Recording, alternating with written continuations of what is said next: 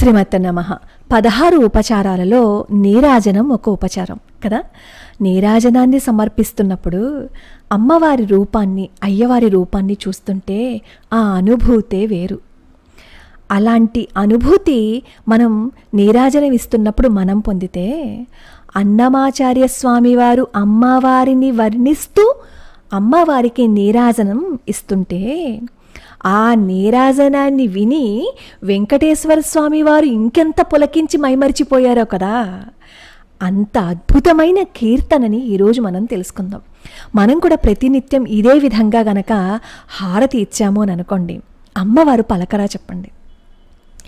మన ఆనంద భాష్పాలతో కలిపి మంగళ నీరాజనాలు ఇచ్చాము అంటే, అమ్మవారు ఎంత అద్భుతంగా నాకు నీరాజనాన్ని సమర్పించావే అని ఆశీస్సులు, అనుగ్రహాన్ని మనకి ఇవ్వరా? అన్నమాచార్య స్వామి వారు మధురాతి మధురమైన మంగళహారతి పాడుతున్నారు. అది పాడడం నాకు రాదు, చదివేస్తాను. కానీ మీరు వేరొక చోట ఆ కీర్తనని వింటూ ఇప్పుడు నేను చెప్పిన భావాన్ని మీరు మదిలో తలుచుకుంటూ అమ్మవారికి మీరు కూడా మంగళహారతినిచ్చే ప్రయత్నం చేయండి. ప్రతి మంగళవారం, శుక్రవారం ఈ విధంగా అమ్మవారికి మంగళహారతి ఇచ్చాము అని అనుకోండి, ఆ హారతి ఇస్తున్నంతసేపు అమ్మవారి రూపాన్ని అలా చూస్తూ ఉండిపోతాం. వేంగమాంబ గారు ముత్యాల హారతి ఇస్తుంటే స్వామివారి రూపాన్ని అలా చూస్తూ ఉన్నప్పుడు, అసలు మంగళహారతి ఇస్తున్నప్పుడు కర్మ కరిగిపోవడం ఏంటి, కష్టం తీరిపోవడం ఏంటి కదా. వెంగమాంబ గారు మంగళహారతి ఇవ్వడానికి మన కష్టం తీరిపోవడానికి సంబంధమే ఉంది. ఆ మంగళహారతి వెలుగులో, ఆ కాంతిలో మనం స్వామివారి రూపాన్ని ఆపాదమస్తకం చూసి అనుభవిస్తాం కదా. ఆ అనుభవాన్ని మనం అనుభవిస్తూ అమ్మవారి రూపాన్ని చూస్తే ఆ కొంచెం సేపు మనం స్వామివారితో లింకప్ పెట్టుకుంటాం.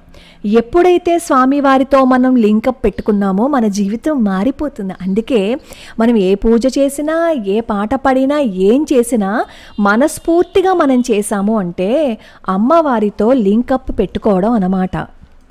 అందుకే హారతి ఇస్తే కర్మ కరుగుతుంది అంటారు. ఇక్కడ మనం కూడా మన కర్మను కరిగించుకోవచ్చు.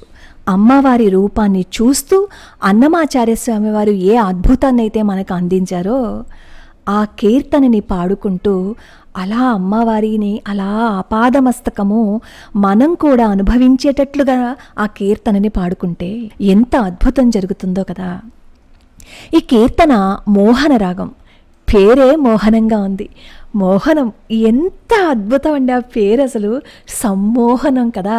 నిజంగానే అన్నమాచార్య స్వామి వారు ఈ పాట పాడుతుంటే, ఈ కీర్తన పాడుతుంటే సమ్మోహనమైపోయారేమో వెంకటేశ్వర స్వామి వారు. వెంకటేశ్వర స్వామి వారే సమ్మోహనమైపోయారు అంటే సామాన్య మానవులం మనం ఎంత అనుభవిస్తాం చెప్పండి. ఆ కీర్తన క్షీరాబ్ధి కన్యకకు శ్రీ మహాలక్ష్మికిని నీరజాలయమునకు నీరాజనం.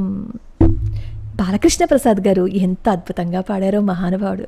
ఎంఎస్ సుబ్బలక్ష్మి అమ్మ, ఆహా, ఎందరో మహానుభావులు ఈ కీర్తనల్ని మనకి అందించారు. జలజాక్షి మోమునకు జక్కవ కుచంబులకు నెలకొన్న కప్పురపు నీరాజనం, నెలకొన్న కప్పరపు నీరాజనం, అలివేణి తురుమునకు హస్తకమలంబునకు నిలువు మాణిక్యముల నీరాజనం, చరణ కిసలయములకు సఖియరంభోరులకు నిరతమగు ముత్తేల నీరాజనం, అరిది జఘనంబునకు అతివ నిజనాభికిని నిరతి నానావరణ నీరాజనం, పగటు శ్రీవెంకటేశు పట్టపురాణియై నెగడు సతి కళకును నీరాజనం, జగతి నలమేల్మంగ చక్కదనములకెల్లా నిగుడు నిజ శోభనపు నీరాజనం. ఆహా, అప్పప్పప్ప, ఎంత అద్భుతంగా ఉందో కదా. అసలు ఇది ఈ పాట వింటుంటేనే మనం మైమరిచిపోతాం కదా. ఈ భావనని మనం అనుభవిస్తే క్షీరాబ్ధి కన్యకకు శ్రీ మహాలక్ష్మికిని అంట. క్షీరసాగరంలో జన్మించటం చేత క్షీరసాగర కన్య అయిన శ్రీ మహాలక్ష్మికి, పద్మవాసి అయిన అలిమేలు మంగకి మంగళహారతులు ఇవిగో అని చెప్తున్నారు. ఈ కీర్తన ఒక్క ఈ వర్ణించటం మాత్రమే కాదు, సౌందర్య శాస్త్ర నియమాలు కూడా ఈ కీర్తనలో ఉన్నాయి. జలజాక్షి మోమునకు జక్కవ కుచంబులకు. జలజాక్షి మోము అంటే అర్థం ఏంటి? జలజాక్షి పద్మనేత్రి. ఆ పద్మాలు చూస్తుంటే ఎంత సుకుమారంగా, ఎంత అద్భుతంగా ఉంటాయి కదా. అలాంటి అద్భుతమైన పద్మాలు నేత్రాలుగా ఉన్న అమ్మవారి మోమంట. ఇంకెంత అందంగా ఉంటుంది చెప్పండి. జక్కవ కుచంబులకు. ఇక్కడ జక్కవ అంటే 2 అర్థాలు తీసుకోవచ్చు అని చెప్తారు. ఒకటి చక్రవాక పక్షులు. మనం ఏదైనా సరే ఎవరితో అయినా సరే పోల్చి చెప్తున్నాము అని అనుకోండి, అప్పుడు చాలా శ్రేష్టమైన వాటితో పోల్చి చెప్పాలి. అలా శ్రేష్టమైన వాటితో పోలిస్తే అప్పుడు మనకి దాని యొక్క విలువ తెలుస్తుందన్నమాట. అందుకే ఈ ప్రపంచంలో ఉన్న శ్రేష్టమైన వాటన్నిటితోటి అమ్మవారిని పోల్చి చెప్తున్నారు. అసలు అమ్మవారి సౌందర్యానికి అసలు దేనితోనూ పోల్చలేం, కానీ మనకి అర్థం అవటం కోసం అనమాట ఈ పోలికంతా. చక్రవాక పక్షులు, జక్కవ కుచంబులు అంటే. చక్రవాక పక్షులు మామూలు పక్షులు ఏం కావు. దాహం వేసింది కదా అని ఎక్కడ పడితే అక్కడ తాగవు అవి. వర్షం వస్తే ఆ వర్షపు చినుకు కోసం మాత్రమే ఎదురు చూస్తూ ఉంటాయన్నమాట చక్రవాక పక్షులు. దాన్నే చాతక పక్షి అని కూడా అంటారు. అలాగే జక్కవ కుచంబులకు అంటే అందమైన కుచములు అని, అంటే అందమైన వక్షస్థలము అని. ఇది వర్ణను చూస్తే పరాయి వాళ్ళు ఏంటి ఇలా వర్ణించారు అని అంటారు. ఎందుకంటే ప్రతి దాంట్లోనూ నెగిటివ్ చూసే వాళ్ళకి నెగిటివే కనబడుతుంది. కానీ మనం అమ్మవారి సౌందర్యాన్ని చూస్తున్నాం. జలజాక్షి మోమునకు జక్కవ కుచంబులకు నెలకొన్న కప్పరపు నీరాజనం. ఎలా ఇస్తున్నారట? ఏ కర్పూరంతో ఇస్తున్నారట? పౌర్ణమి చంద్రుని వంటి కర్పూరం. అసలు చంద్రుడే ఎంతో తెల్లగా చల్లగా ఉంటాడు కదా, అలాంటిది పౌర్ణమి చంద్రుడు అంటే కాంతివంతమైన అతి చల్లగా. అసలు పౌర్ణమి చంద్రుడిని చూస్తూ ఉంటే ఆ అనుభూతే వేరు కదా, మైమరిచిపోతాం కదా. అలా మైమరిచిపోయేంత అద్భుతంగా ఉన్న పూర్ణమి చంద్రుడు లాంటి కర్పూరంతో నీరాజనాన్ని ఇస్తుంటే అటువంటి కాంతిలో అమ్మవారి మోము ఇంకెంత కాంతిని ప్రసరిస్తుంది. ఆ కాంతిని చూస్తూ ఇంకెంత అద్భుతంగా ఆయన ఉంటారు. వాళ్ళిద్దరినీ చూస్తూ మనం ఇంకెంత మైమరిచిపోతాం. అలివేణి తురుమునకు హస్తకమలంబునకు నిలువు మాణిక్యముల నీరాజనం. ఇక్కడ అలివేణి తురుమునకు అన్నారు అంటే నల్లని ముంగురులు అనమాట. ఇక్కడ అతినీల కుంతల అంటారు. నల్లని ముంగురులు గల రమణి. తేనెటీగల సమూహము, తుమ్మెదల సమూహము ఏదైనా చెప్పచ్చు. అలివేణి అంటే అటువంటి ముదురు రంగు గల జుట్టు. అటువంటి ముదురు రంగు గల జుట్టు, అంత అద్భుతమైన జుట్టుతో కొప్పు ఉందనుకోండి, ఆ కొప్పు ఇంకెంత అందంగా ఉంటుంది. అలాంటి కొప్పుకి నీరాజనాన్ని ఇస్తున్నారట. హస్తకమలములకు తామర పువ్వుల వంటి చేతులకు దేనితో నీరాజనం? రాసిపోసిన ముత్యాలతో నీరాజనం అట. ముత్యాలతో నీరాజనం ఇస్తేనే ఆ ముత్యపు వెలుగు చాలా అందంగా ఉంటుంది. అలాంటిది రాసిపోసిన ముత్యాలతో మణిమాణిక్యాలతో నీరాజనం ఇస్తే ఇంకెంత అమ్మవారి యొక్క ముఖకాంతి రెట్టింపోతుంది. చరణకిసలయములకు అంటే చిగురుటాకు వంటి పాదాలు. చిగురుటాకులే ఎంత సున్నితంగా ఉంటాయి. అలాంటి సున్నితమైన చిగురుటాకులతో అమ్మవారి పాదాలని పోల్చారు. ఇక్కడ ఊరువులని అరటి చెట్టుతో పోల్చారు. అంటే అరటి చెట్టు చాలా శ్రేష్టమైనదనమాట. అందులో ప్రతిదీ ఉపయోగకరమైనదే.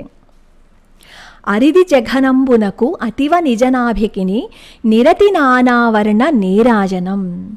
అరిది జఘనంబునకు అంటే అద్భుతమైన తుంటికి, నడుముకి. అతివ నిజ నాభికిని అంటే అందమైన వనితకి అని అర్థం వస్తుంది. అలాగే లోతైన నాభి అని కూడా వస్తుంది. మహిళలకి ఒక లక్షణం ఉంటుంది, ఒక శుభ సౌందర్య లక్షణం అనమాట. లోతైన నాభి అది చాలా మంగళకరమైనది అనమాట. అటువంటి నాభికిని పలువన్నెల మంగళహారతిని సమర్పిస్తున్నాను అని చెప్తున్నారు. పగటు శ్రీ వెంకటేశు పట్టపురాణి అయి నెగడు సతి కళలకును నీరాజనం జగతి నలమేల్ మంగ చక్కదనములకెల్ల నిగుడు నిజశోభనపు నీరాజనం. శ్రీవెంకటనాథుని పట్టపు రాసి అలమేలు మంగమ్మ 16 కళలతో వర్ధిల్లుతోంది.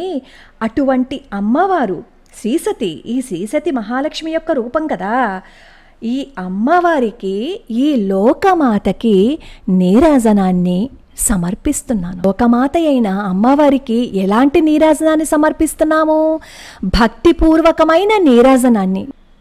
ఇదిగో లోకాలను పరిపాలించే మా తల్లి అలివేలు మంగమ్మ, నీ సౌందర్యానికి విస్తృతమైన మంగళ నీరాజనాన్ని సమర్పిస్తున్నాను అని అన్నమాచార్య స్వామివారు అద్భుతమైన కీర్తనని మనకి అందించారు. మనకి శ్రీ వెంకటేశ్వర స్వామి వారి మంగళాశాసనంలో కూడా కనిపిస్తుంది కదా. శ్రీవైకుంఠ విరక్తాయ స్వామి పుష్కరణీ తటే రమయా రమమాణాయ శ్రీ వెంకటేశాయ మంగళం కదా. మనం మంగళాశాసనాన్ని చదవలేకపోయినా ఈ కీర్తనని అనుభవిస్తూ మంగళవారం, శుక్రవారం ఈ విధంగా మంగళహారతి ఇచ్చి చూడండి, కర్మ కరిగిపోదా చెప్పండి. అమ్మవారి సౌందర్యాన్ని చూస్తూ మనం అనుభవించాలి అంటే ఎన్నో జన్మల సుకృతం ఉండాలి. ఆ సుకృతం మీకు నాకు కూడా ఉందేమో. అందుకే ఈరోజు మనం మంగళవారం పూట అమ్మవారికి మంగళహారతిని ఎలా ఇవ్వాలి అనేది తెలుసుకుందాం. లోకా సమస్తా సుఖినో భవంతు, సర్వే జనా సుఖినో భవంతు.